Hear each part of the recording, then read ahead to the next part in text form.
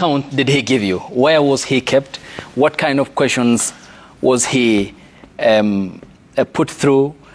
What kind of conditions did he experience when he was held in captivity?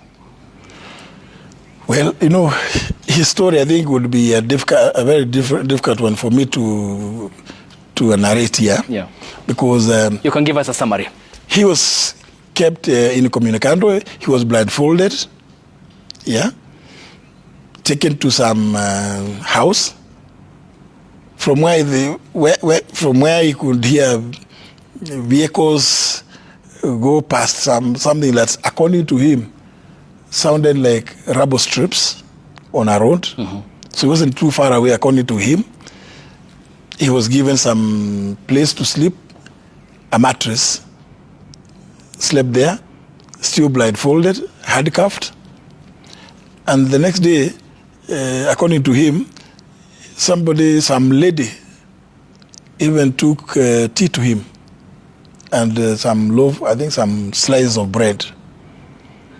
When he was released, he was dropped somewhere. He believes it must, I believe it was along Muthaiga Road. Mm-hmm. And the vehicle that dropped him, according to him, although he was told not to look back, told not to look back, but he told me mischievously he looked and saw that it was a double cabin, and he was told to walk backwards towards Gertrude, the direction of Gertrude Hospital.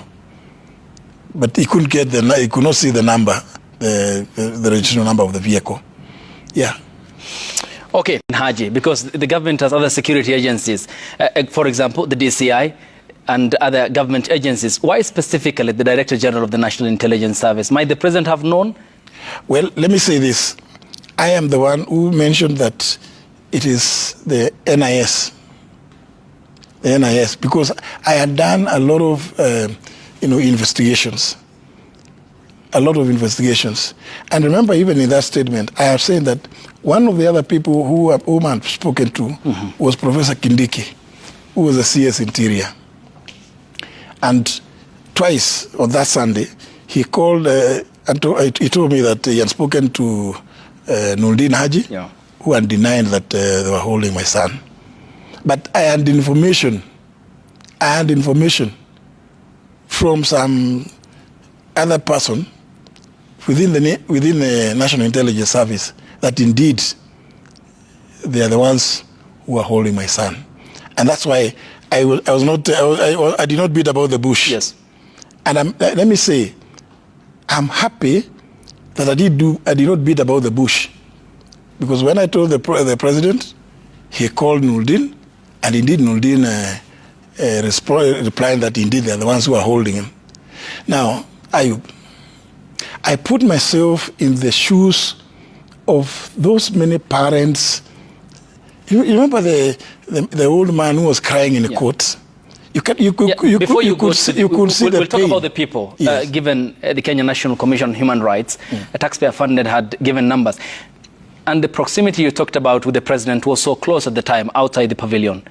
What exactly did the head of state tell the Director General of the National Intelligence Service? Exactly as I've stated put in my statement.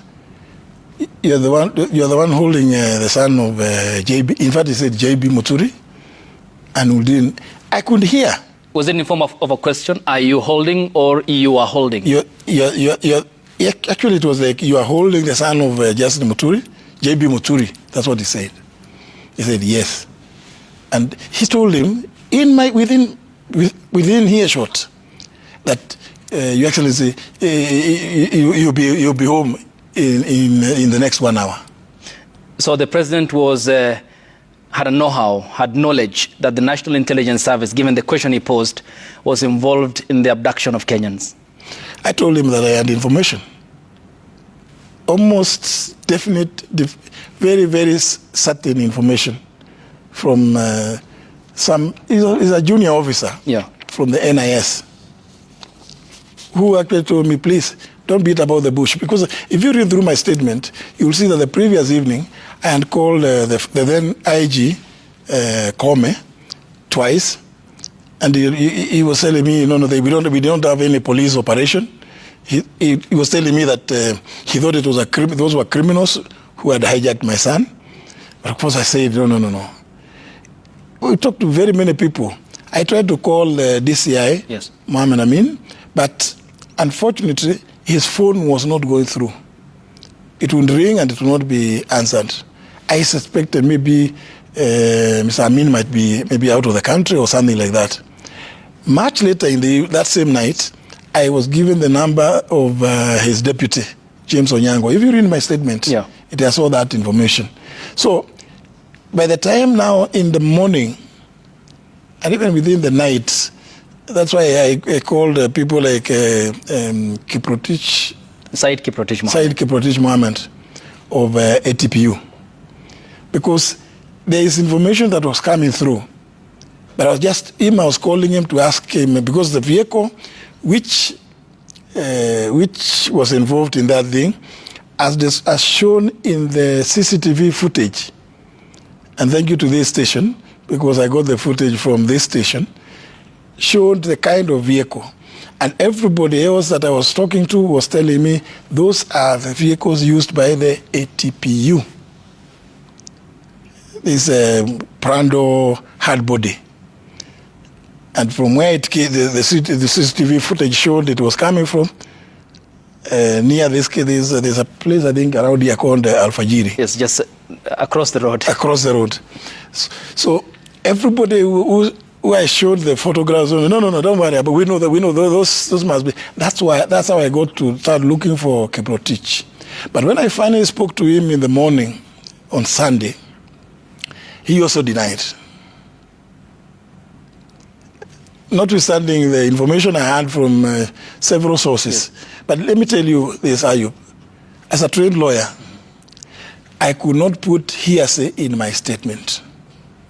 I could not put hearsay, what was being told by other people, because I cannot prove those kind of things. So that's why in my statement, I put in only facts which would constitute evidence.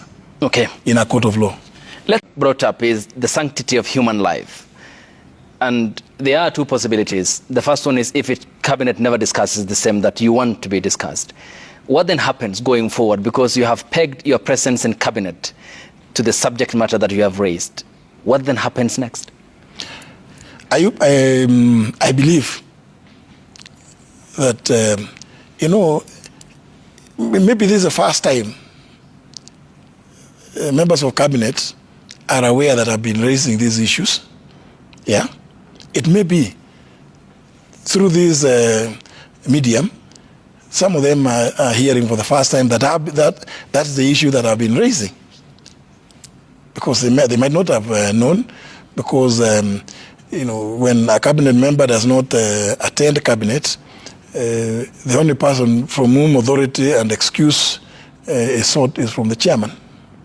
So I hope the cabinet, in its corporate stature, as a corporate body, the highest decision-making organ, yeah, can seize this moment and reflect on the possibility of it as cabinet being accused of complicity, as I said earlier, in this matter of abductions and extrajudicial killings. Why did you keep quiet as cabinet when these things were happening?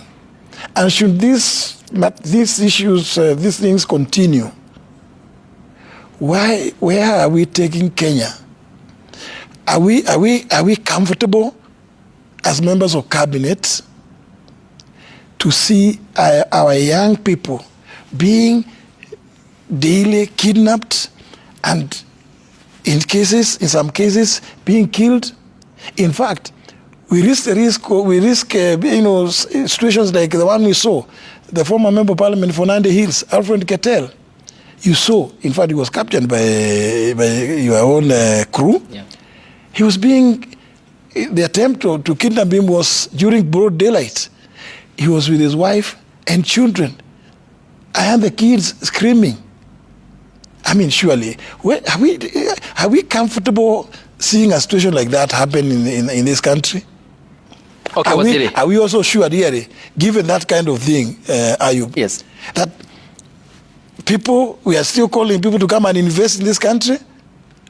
But this is a country where people are being abducted and held in Communicado for days on end. Okay. We'll come back to the pre-election agreement that you had, and we'll be getting back to the statement your party actually issued.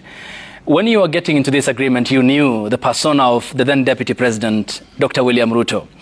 I mean, there are a lot of inconsistencies in what he said and what he is doing at this time, including his union with the ODM party. If you knew the person at the time as the Speaker of the National Assembly for 10 years, why did you engage with him politically? Well, let me say that I have known President William Ruto for even slightly beyond the time that I was Speaker. Because, as you all know, he came to Parliament after the elections of 1997. I came in the by-election of 1999. So, and we have known each other. I have not known President Ruto, or even as Deputy President, as a person who would renege on anything that he promises Kenyans. Yeah? And therefore, we have worked together. When I was Speaker, he was a Deputy President. And you remember, I mean, I don't think whether it's anything that he ever did that showed that President Ruto will not keep his word. I'm not saying that he hasn't kept, but you see, I am raising issues that I say, Mr. President, let us discuss these things. Let us find out from Kenyans what is happening. Can we have something similar to the commission in South Africa, where people, those who have been victims, their relatives, can come forward publicly and speak what has been happening, what they have gone through. I remember, not too long ago, some of them were on this bench, and listening to them, it gives some very, very, painful experiences. And I think it would be a good thing if the country could agree to have an open inquiry. And I'm not saying that that's the only way, but that's my proposal. I have said it before, remember in my statement at Serena? Yes. That this is my proposal. Okay. I have not received any counter proposal from any quarter. And therefore, it's only fair that I continue talking about this and saying, look, we cannot allow the country to move in this direction. I say it is not good for the country. We cannot be killing our youth, because the youth are the future of the country. Because we could be doing all manner of other things. Yeah. But Ayub, if we continue this way, we are going to create a lot of despondency in the country. Okay. And